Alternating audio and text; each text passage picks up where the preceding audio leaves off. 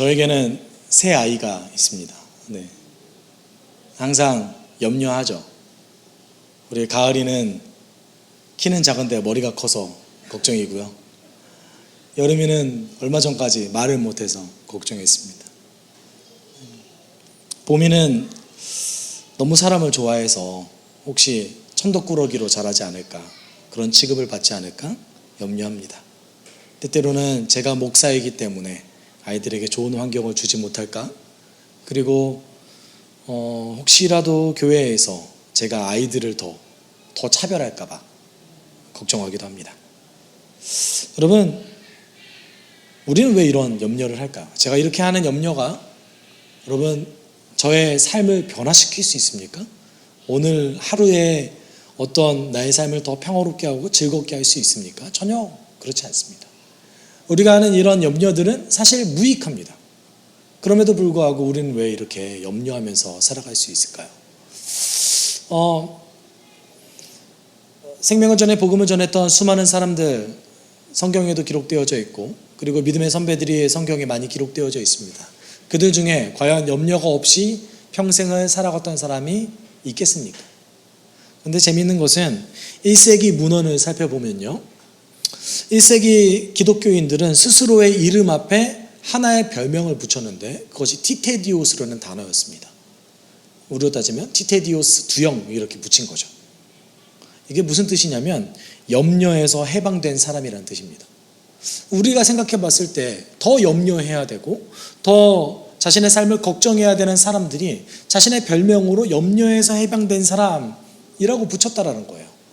왜 그랬을까요? 오늘 본문은 그 비밀을 알려주십니다. 지나친 탐심에 대해서 경계하시고 그것을 멀리하라고 하셨던 예수님께서 오늘 본문 속에서 조금 더 아주 디테일하게 이야기하십니다. 23절 이렇게 얘기하시죠. 예수께서 자기의 제자들에게 말씀하셨다. 그러므로 내가 너희에게 말한다.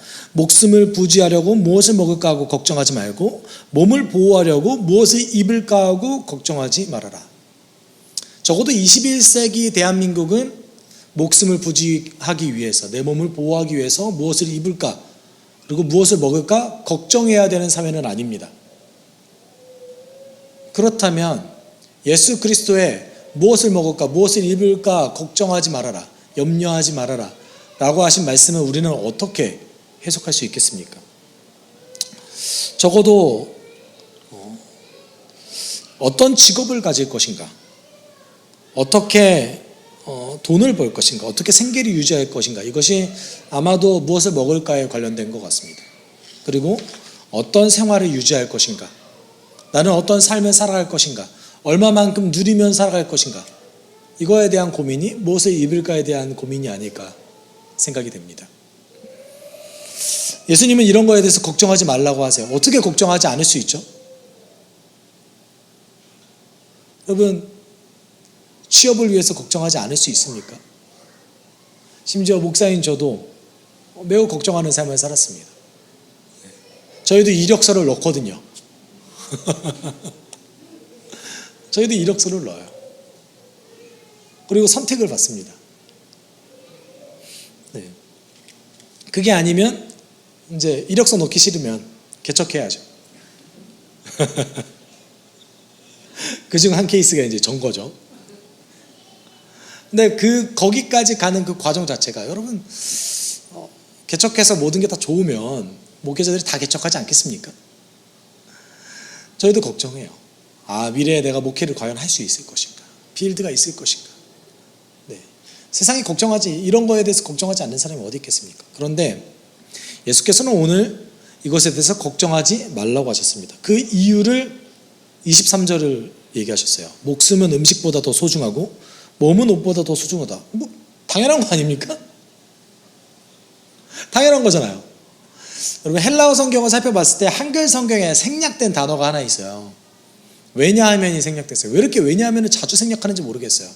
그래서 왜냐하면 목숨은 음식보다 더 소중하고 몸은 옷보다 더 소중하다라고 얘기하십니다. 이 말을 그냥 그대로 받아들이시는 것이 아니라 어떻게 생각하셔야 되냐면 우리가 지나치게 먹을 것, 입을 것에 대해서 걱정함으로 해서 하나님께서 오늘 나에게 주셨던 삶의 소중함을 놓치는 태도를 얘기하신 거예요.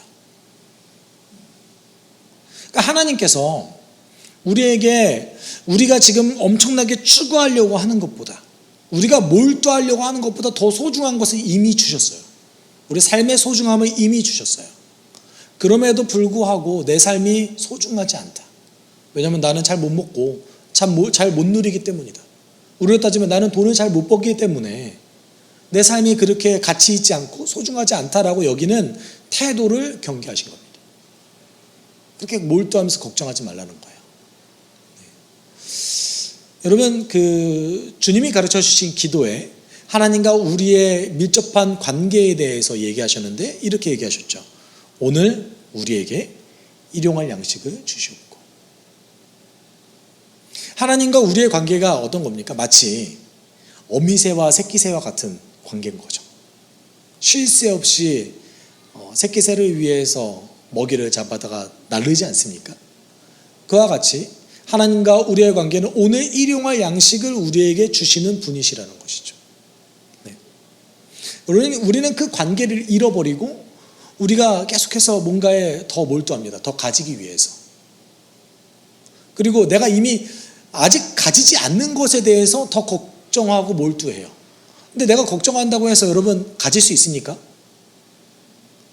여러분 걱정하면 가질 수 있으세요? 네. 지금 예수님의 말씀을 잘 우리가 기억해야 돼요. 걱정하지 말라고 하셨지 벌지 말라고 하시지 않으셨어요. 여러분 돈 많이 버세요. 네. 많이 버세요. 다만 그것을 위해서 걱정하지 말라는 얘기인 거예요. 그것이 우리의 삶을 더 가치 있게 만들어주지 못하기 때문에 그렇습니다. 네.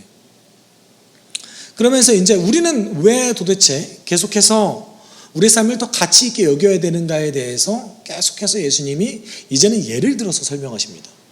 24절에 이렇게 얘기하시죠. 까마귀를 생각해 보아라. 까마귀는 씨를 뿌리지도 않고 거두지도 않고 또 그들에게는 곡간이나 창고도 없다. 그러나 하나님께서 그들을 먹여주신다. 너희는 새보다 훨씬 더 귀하지 않느냐? 아주 잘 번역된 건데요. 약간 아쉬운 번역은 뭐냐면 24절 뒷부분에 너희는 그 새들보다입니다. 까마귀를 얘기하신 거죠. 까마귀는 레위기 11장 15절에 의하면 부정한 새입니다. 왜 부정한 새일까요? 까마귀는 시체를 먹기 때문에 그래요. 시체를 먹는 새 중에 하나이기 때문에 보통 스캐벤저라고 그러죠. 독수리와 비슷한 새인 거예요. 당연히 시체를 만지는 걸 부정하게 여겼던 유대인들은 까마귀를 부정하게 여겼죠. 그리고 여러분 우리도 까마귀 좋게 여기는 나라인가요?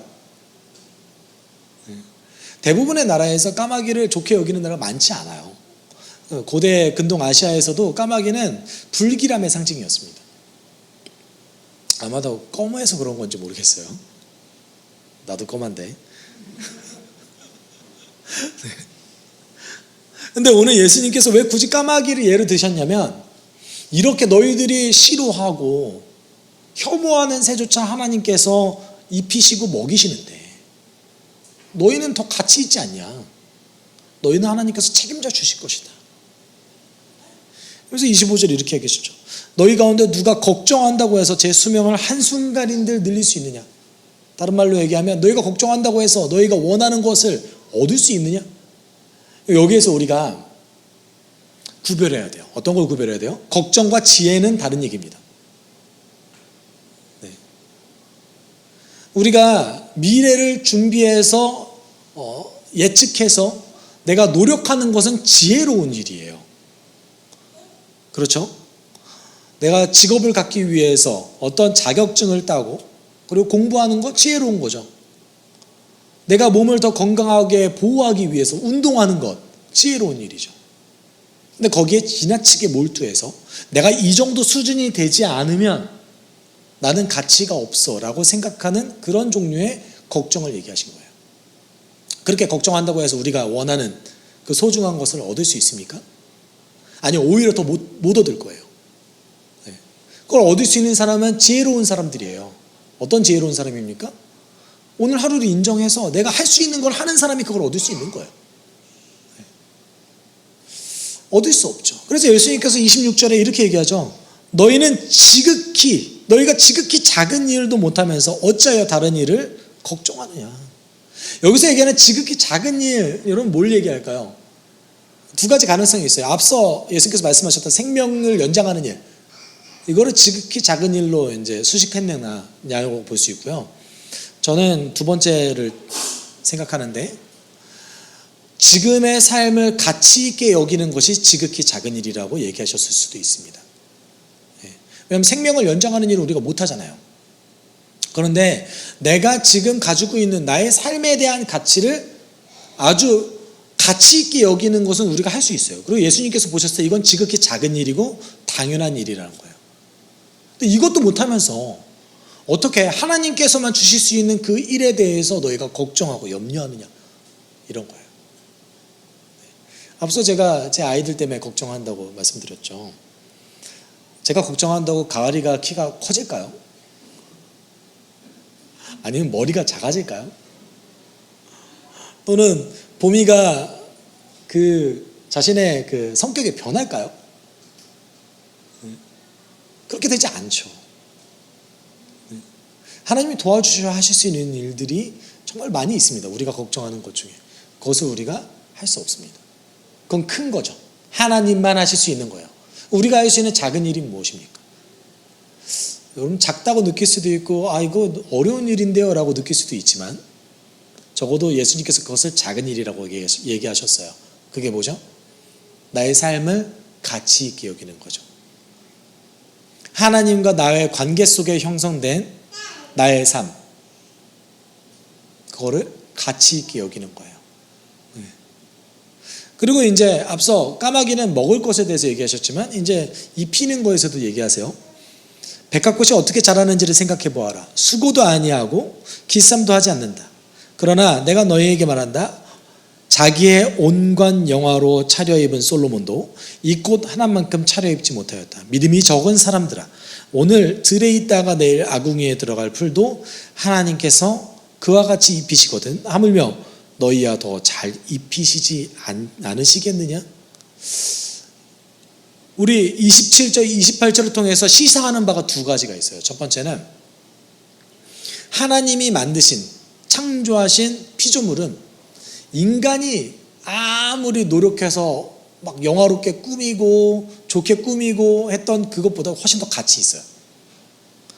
여러분, 솔로몬의 영화 하면요, 유대인이 생각한 가장 영광스러운 모습, 유대인이 생각한 가장 가치 있는 모습이 솔로몬의 영화입니다. 그것보다 뭐가 더 가치 있대요? 하나님께서 만드신 들에 있는 풀, 이게 더 가치 있대요. 다른 얘기로 하면 우리가 우리 애를 가치 있게 하려고 온갖 것들로 치장하고 꾸미죠. 나의 삶을 가치 있게 하기 위해서 내가 돈을 벌고 그것을 위해서 쓰려고 노력합니다. 그런데 그것보다 더 가치 있는 게 무엇입니까? 나 자신이라는 거죠. 하나님이 만드신 우리 자신이 훨씬 더 가치 있다는 거예요. 여러분이 생각하는 것보다 훨씬 더, 내가 생각하는 가장 가치 있는 것보다 더 가치 있다는 거예요. 두 번째 시사하는 바는 걱정하는 태도는 어떤 태도라는 거예요? 믿음이 없는 태도라는 거예요. 그래서 걱정하면서 믿음이 적은 자들아, 이렇게 얘기하신 거죠. 그렇기 때문에 예수님께서 이렇게 얘기하시죠. 그러므로 너희는 무엇을 먹을까 무엇을 마실까 하고 찾지 말고 염려하지 말아라. 이런 것은 다 이방 사람들이 추구하는 것이다.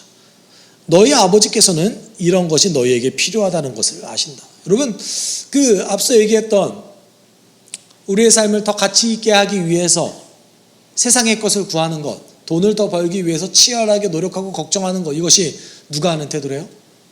이방인, 믿지 않는 자들이 하는 태도래요. 왜냐하면 그들은 하나님이 만들어주신 삶에 대한 가치를 모르기 때문에요.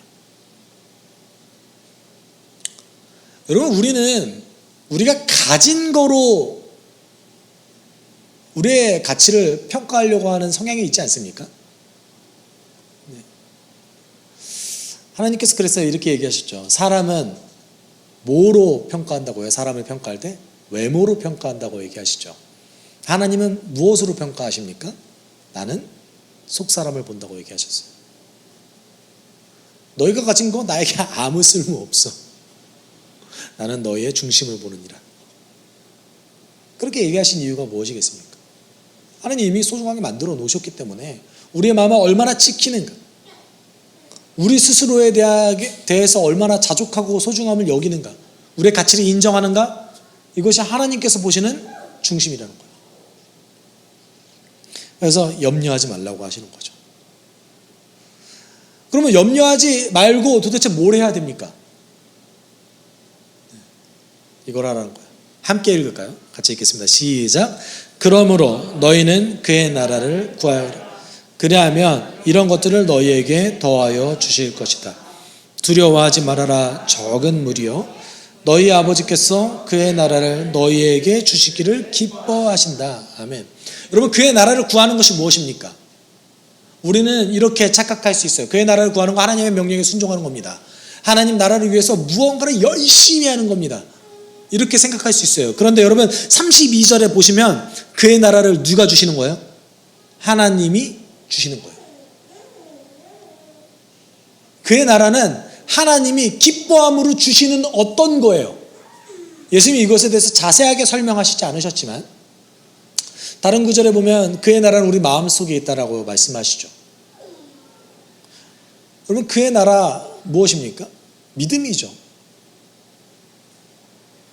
내가 이 땅은 멸망받은 세상이지만 이 세상은 너무나 부조리한 것이 너무나 많지만 하나님이 우리에게 믿음을 주셨을 때 우리가 어떻게 살아갈 수 있습니까?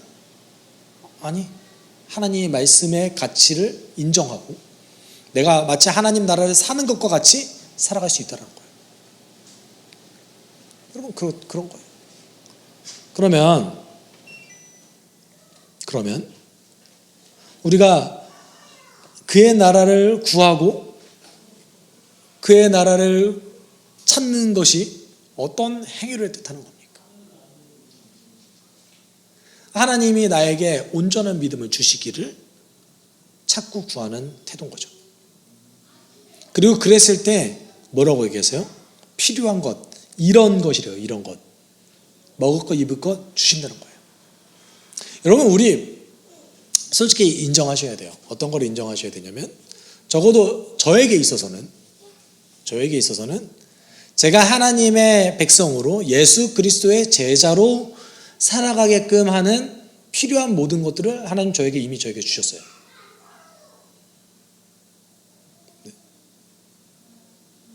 제 또래 제 친구들보다 제가 돈이 더 없지만 제가 그 친구들보다 할 수 있는 것이 많지 않지만 적어도 하나님의 백성으로 저는 오늘 살아갈 수 있는 필요한 것을 다 주셨어요. 여러분에게 한번 스스로 질문해 봅시다.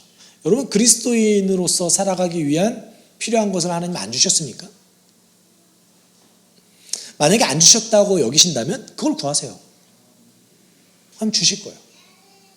그게 정말 필요하다면 하나님 정말 주실 거예요.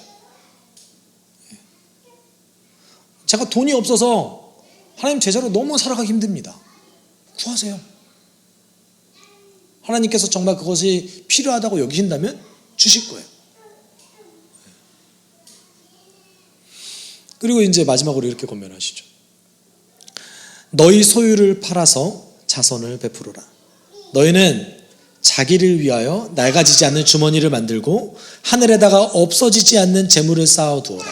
거기에는 도둑이나 좀의 피해가 없다.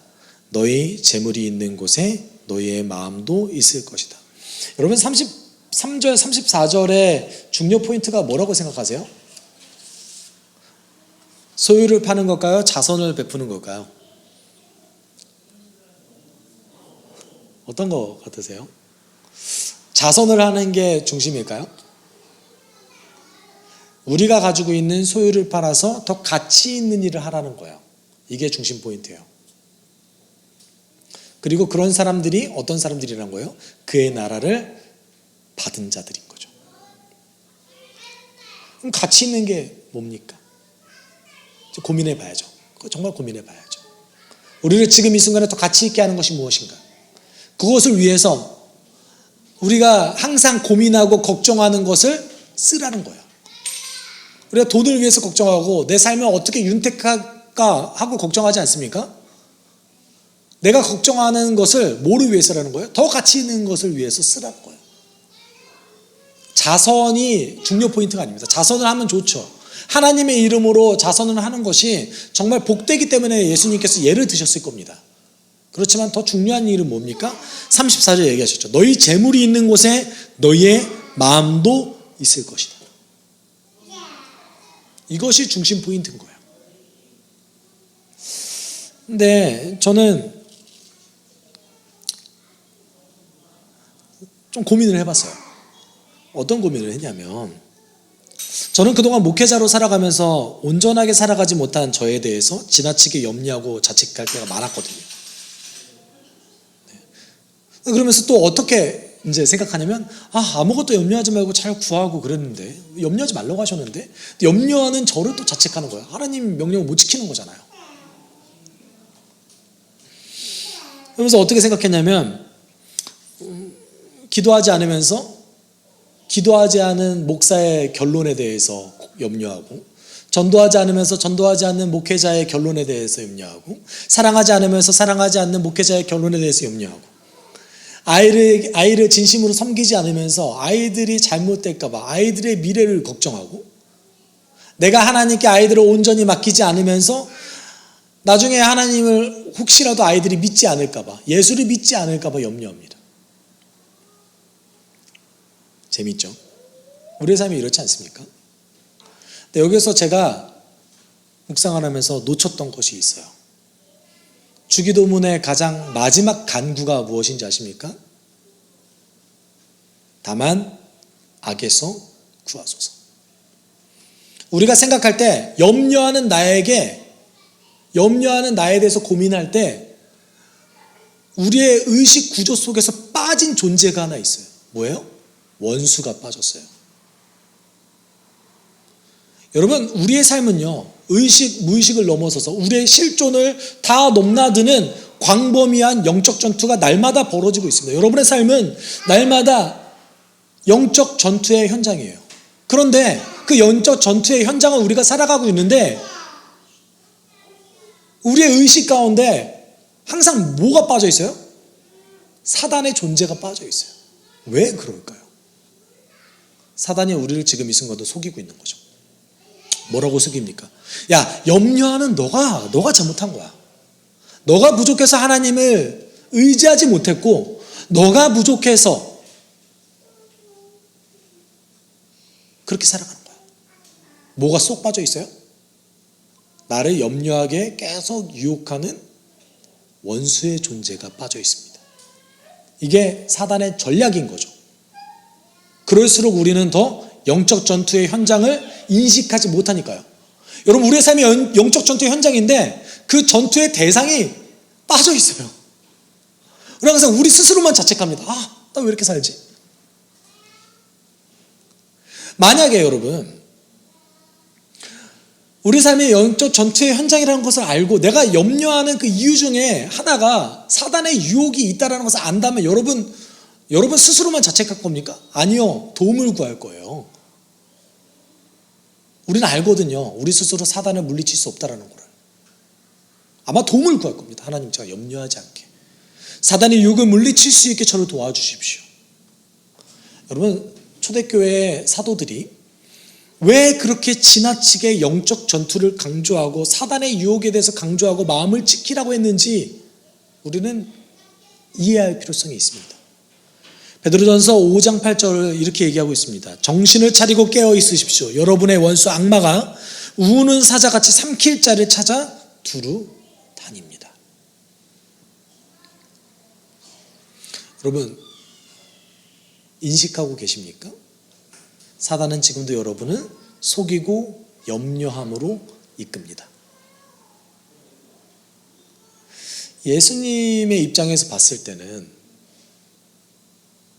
여러분, 그 사단의 유혹과 염려 때문에 예수께서 죽으시지 않으셨습니까?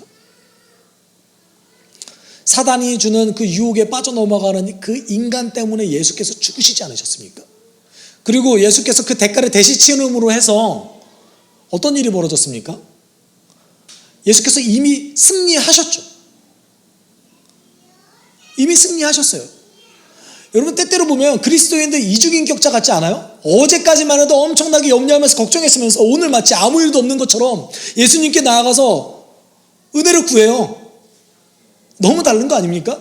그럼에도 불구하고 우리가 그렇게 마치 이중인격자처럼 어제와 오늘이 다를 수 있는 이유가 무엇입니까? 예수께서 승리하셨기 때문에 그런 거죠. 내가 지금 잠시 사단의 게임에 살짝 빠졌다 할지라도 예수께서 이미 승리하셨다는 것을 알기 때문에 내가 그를 의지할 수 있는 거죠. 예수님 입장에서 봤을 때 이미 승리했음에도 불구하고 염려하는 사람들은 어떤 사람들입니까? 승리의 기쁨을 온전히 누리지 못하는 사람들인 거죠. 나에게 이미 가장 소중한 것이 손에 쥐어져 있는데 손을 이렇게 쥐고만 있는 거예요. 보지도 않아요. 이게 염려하는 사람들인 거죠. 그래서 예수께서 뭐라고 얘기하셨어요? 믿음이 적은 자들아 라고 얘기하신 거죠. 사도 바울이 이렇게 권면했어요. 저는 이 말씀 읽었을 때 어떻게 이럴 수 있지라고 고민했어요. 같이 한번 읽어볼까요?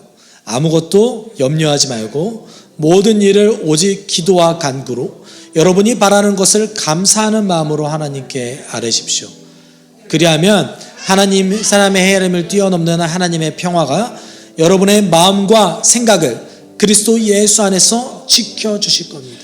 제가 이거를 읽었을 때 이 말씀을 처음 들었을 때 어떤 생각이 들었냐면 우리는 여기에 아무것도 염려하지 말고를 보통 이렇게 바꿉니다. 되도록 염려하지 말고, 되도록 그렇게 하지 말고 이렇게 바꾸죠. 여러분, 아무것도 염려하지 말라고 하셨던 이유가 무엇입니까? 예수가 다 하셨다 이거예요. 사단 원수의 유혹 때문에 우리 가운데 영적 전투가 벌어지고 있어요. 그 싸움을 누가 싸우십니까? 예수가 대신 싸워주시기 위해서 십자가를 지셨습니다. 우리는 뭐만 하면 돼요? 그를 의지하기만 하면 돼요. 대신 싸우라는 것도 아니에요. 예수가 그렇게 하셨다는 것을 알라. 사단이 지금 너를 속이고 있다. 여러분, 우리가 염려하고 걱정했을 때 하나님께서 우리에게 주신 그 가치를, 삶의 가치를 평가절하하고 세상의 것들, 돈을 더 의존하려고 합니다. 이거 누가 속이는 거예요? 사단이 우리를 속이는 거예요. 그래서 사단이 되도록, 여러분 이런 마음도 사단이 주는 거예요. 되도록 염려하지 말아라. 아예 염려할 수 없다 이런 전제가 아닌 거예요. 여러분, 아무것도 염려하지 말고 모든 일을 오직 기도와 간구로 감사하는 마음으로 하나님께 구하십시오. 그랬을 때 하나님께서 우리의 마음과 생각을 예수 그리스도 안에 붙어 있을 수 있게 우리를 지켜주실 겁니다. 우리가 영적 전투에 승리할 수 있는 비결이 여기 있습니다. 인식해야 돼요. 사단은 지금도 여러분을 속입니다. 안 될 거야. 세상 살아갈 때는 하나님의 말씀도 있지만 세상의 것이 중요하지. 그거는 현실을 인정해야 되지 않겠어? 라고 속입니다. 사랑하는 여러분, 그래서 지금 이 순간에 함께 기도할 때는 하나님, 제가 염려하지 않고 기도와 간구로 하나님께 맡기겠습니다. 내 삶에 영적 전투가 있다는 것을 인정하고 예수님 대신 싸워주십시오. 예수님 의존합니다. 예수님 의지합니다. 내 삶을 지배해 주시고 내가 주님 안에서 살아갈 수 있게 나의 생각과 마음을 지켜주십시오. 우리가 이렇게 함께 기도하도록 하겠습니다. 사랑 많으신 하나님 아버지, 우리 마음 가운데 영적 전투의 현장이 벌어집니다. 날마다 하나님을 우리가 섬기며 나아갈 때에 하나님, 사단은 우리로 하여금 지금 계속해서 우리를 속입니다. 너가 부족해서 염려하고 지금 이 순간에 하나님 의지하지 못한다 라고 우리를 계속해서 속입니다. 하나님, 그 가운데서 예수께서 날 위해 대신 싸워주셨고 이미 승리하셨고 그것이 사단의 속임수라는 것을 우리가 인식하고 하나님의 도우심을 구할 수 있게 도와주십시오. 하나님, 영적 전투의 현장 속에서 어찌하여 계속해서 그 전투가 없다고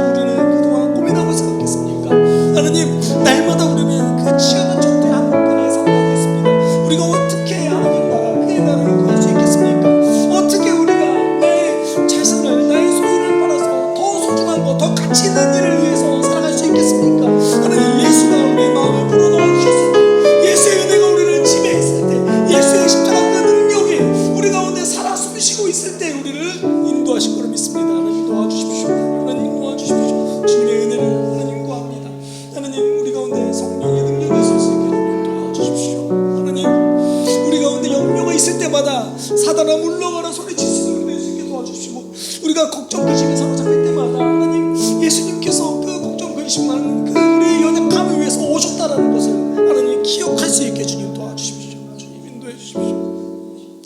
사랑이 많으신 하나님 아버지, 우리의 치열한 영적 전투의 현장 속에서 그리스도의 그 승리를 우리가 기억할 수 있게 주님 도와주시옵소서. 사단이 우리를 속일 때마다 그리스도가 그 걱정 근심을 해결하기 위해서 오셨다는 것을 기억하게 주님 도와주시고, 우리의 그 전투 현장을, 우리의 그 삶의 중심을 오직 하나님께만, 예수님께만 내어드릴 수 있게 주님 우리를 인도하여 주옵소서. 모든 것 감사드리며 거룩하신 예수 그리스도의 이름으로 기도드립니다.